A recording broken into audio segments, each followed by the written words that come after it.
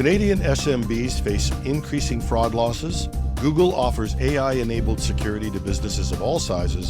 A new InfoStealer malware affects Google Chrome users, and critical vulnerabilities in fuel storage technology are a danger in the physical world. This is Cybersecurity Today. I'm your host, Jim Love. Canadian small and medium-sized businesses are facing increasing threats from fraud, according to a new report. The study reveals that half of business owners experienced attempted or successful fraud in the past year. The transportation sector was hit hardest, with 61% reporting fraud attempts, followed by finance, insurance, real estate, and leasing at about 59%. Email scams and phishing were the most common attack methods, reported by 85% of businesses. However, fraudulent payments and chargebacks posed the greatest risk, with almost 20% of businesses falling victim. The financial impact is significant. Among businesses that experienced fraud, 36% suffered losses within the past year, with an average cost of $7,800. But the consequences go beyond money. 3/4 of the affected businesses reported wasted time dealing with fraud, and half noted negative emotional impacts on their employees and customers. In response, businesses are taking action. Half have implemented stricter payment verification processes, while over a third have increased cybersecurity investments. Despite these efforts, concerns remain high. 4 in 5 businesses report feeling more worried about fraud than ever before. And there's a new concern on the horizon. 90% of business owners fear artificial intelligence could lead to more sophisticated fraud attempts. These findings underscore the need for continued vigilance as the threat landscape evolves, particularly with concerns about AI-driven fraud. It's essential that businesses can stay ahead of emerging risks. There's a link to the full study in the show notes. Google has announced significant security improvements for Gmail, leveraging its Gemini AI technology to protect users across organizations of all sizes. The new Security Advisor tool, set to roll out in the coming weeks, aims to bring enterprise-grade protection to smaller businesses using paid Google Workspace accounts. The Security Advisor will provide tailored intelligence and actionable guidance directly to IT administrators' inboxes, helping them defend against evolving cyber threats. Key features include a security sandbox that scans email attachments in a virtual environment and enhanced safe browsing capabilities to detect malicious content before delivery. This move builds upon Google's existing AI-powered anti-spam and malware filtering, which the company claims has led to one of the most dramatic security improvements in Gmail's 20-year history. The AI model, trained on various email abuse patterns, can review 1,000 times more user-reported spam daily, significantly enhancing threat detection capabilities. While this could apply to organizations of any size, this may be very attractive to smaller organizations who would gain access to advanced security features previously available only to large enterprises, potentially leveling the playing field in email protection. Businesses using Google Workspace should look forward to integrating these new tools into their security strategies, while those considering a switch to Google's ecosystem may find this enhanced security offering compelling. Several InfoStealer malware developers have reportedly found ways to circumvent Google Chrome's recently introduced app-bound encryption feature, designed to protect sensitive data like cookies and stored passwords. This development poses a significant threat to user privacy and security across millions of Chrome installations.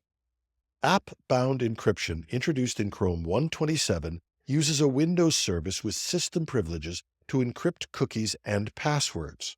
However, researchers Gongcha and Russian Panda 9XX have observed multiple InfoStealer tools, including MedusaStealer, Whitesnake, and LumaStealer, claiming to have implemented working bypasses.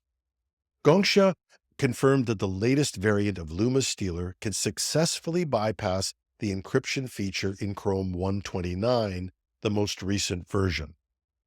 This bypass appears to work without requiring administrative privileges, simplifying deployment and potentially increasing infection rates. For IT professionals and business leaders, this situation highlights an ongoing cat and mouse game between security measures and malware developers. But it also underscores the need for multi-layered security approaches, regular software updates, and user education about phishing and malware threats. We love to count on the technology to save us, but trained users are our best line of defense when that fails. Bleeping Computer writer Bill Toulis did get this quote from Google. "We are aware of the disruption that this new defense has caused to the InfoStealer landscape, and as we stated in the blog, we expect this protection to cause a shift in attacker behavior to more observable techniques such as injection or memory scraping. This matches the new behavior we've seen. We continue to work with OS and AV vendors to try and more reliably detect these new types of attacks, as well as continuing to iterate on hardening defenses to improve protection against InfoStealers for our users."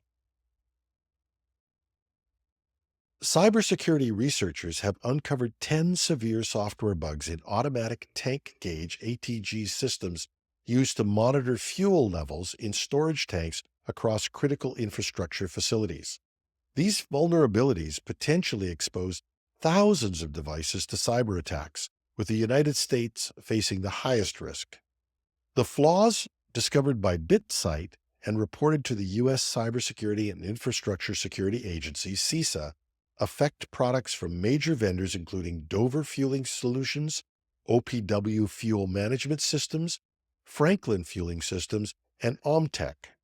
7 of the 10 vulnerabilities are rated critical, allowing attackers to gain full administrator privileges over the affected devices.